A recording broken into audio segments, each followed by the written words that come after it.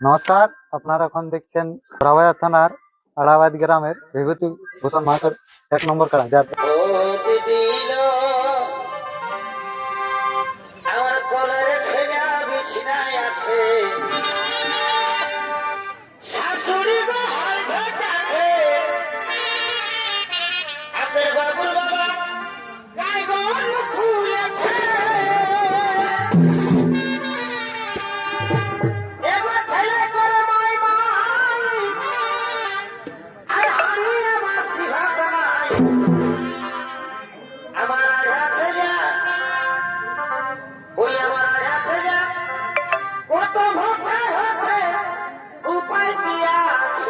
প্রায় রয়েছে 51,000।